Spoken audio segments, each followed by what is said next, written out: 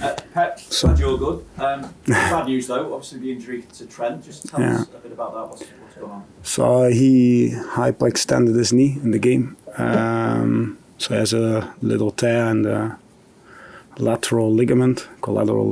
So he will be out probably 3 weeks. Big blow. He was one of our most important players. He created a lot of dynamics, was always decisive. Even in bad spells, he was the one who put the balls where it was where we made the difference. We will have to find new dynamics without him because he made our game flexible. So big blow, but hopefully 3 weeks and with the winter break in between. Winter break, a few days, but It seems to be where injuries are hitting this season, doesn't it? At the back again. Just looking at it, it seems as well there's been an atmosphere around the club that you've been quite relaxed during the transfer window in terms of not bolstering that back line. We saw obviously Conor Bradley have an impact at the weekend. Should have mentioned actually Bobby Clark having an impact coming in midfield.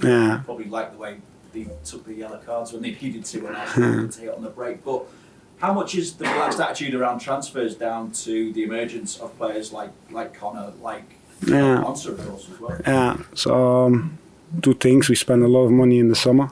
So we really invested in the squad. The ownership really brought in the right players, and so this means that even when you hit injuries at the moment, they will be back in not that long, hopefully. So I think the difference between a good season and a top season is when you are going through these phases, how the squad reacts when players are missing. So Mo going, how does Jota, Cody, Darwin, Lucho, how they step up, Harvey. And then we always believe in the academy as well. So I think one thing is that you want to produce your own players to be able to fight, to compete and to win prizes. The other reason why we have an academy and 250 players there running and dreaming and hoping is that in these moments where it's harder, when a season gets tough in terms of injuries, that they can back you. And so far they always did. Look to Conor Bradley, he comes in.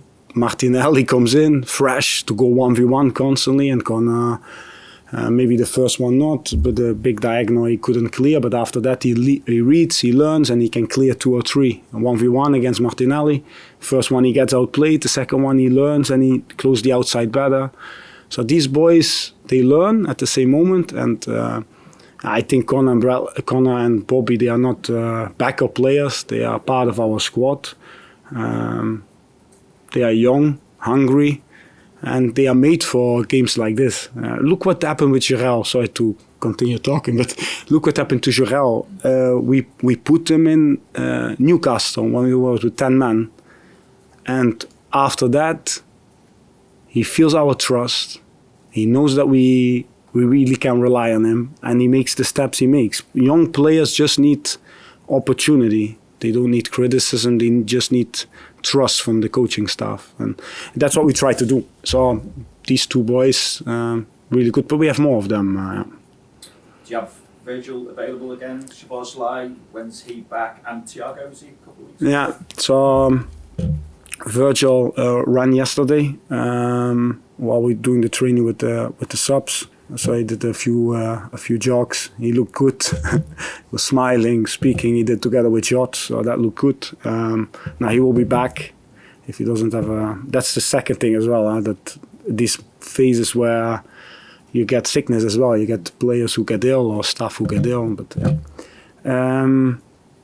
so he looks good to go. Dom is progressing well on the pitch, running. So he's not far away.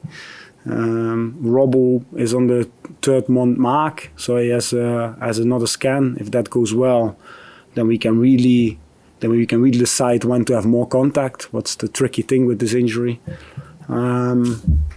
Costas is going quicker as expected, so both Robbo and Costas will be back probably in the end of this month, training with the team. So then it's still time, and Stefan and Thiago will be into next month. But no complications, so that's good. Just on the game itself, obviously it's nice to be in a semi-final. How much of the mindset is that nothing has been achieved just yet, and it's about making the most of the position that you're in to, I suppose, lay down a marker for the rest of the season? You mean this next game or last game? Well, this next game, just obviously in the semi-final, you've got a chance to get to a final. Yeah.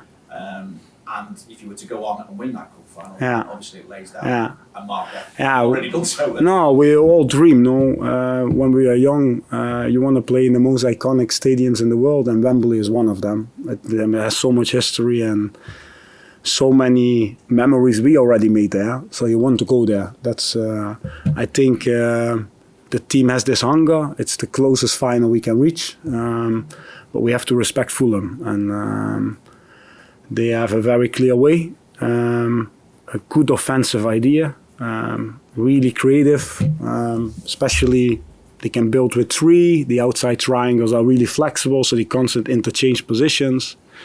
They have Jimenez, who's back to his old quality, how he was at Wolves. Real focal point for them.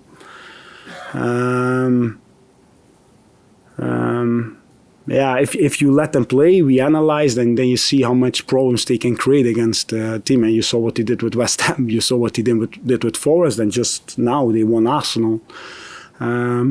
So if you let them play, they really play. They do the simple things really, really good.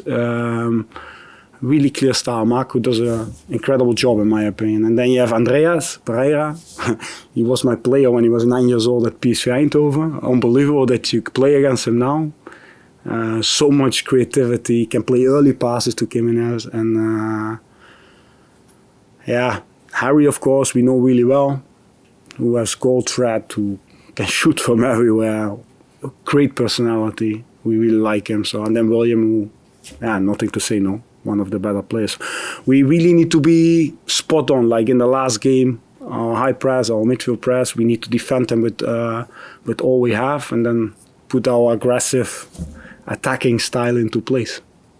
We saw how dangerous Fulham can be recently at Anfield when they scored 3 goals. Is that a game that you've looked back on? And is it something that might give them a bit of encouragement coming into the game? Yeah, they will be the same as us. No, they can reach Wembley, so they will be on top of it. How I said, I think they deserve more merit, in my opinion, with the squad Marco has and what he's doing. I always hope the players are available. Now, of course, a few going away as well to the AFCON, but now they are. I like the idea, the offensive idea. So that's what I said. And they can create from deep. What they did against us when they went longer, directer. They are good with the second ball and then tricky with the passes to the front players.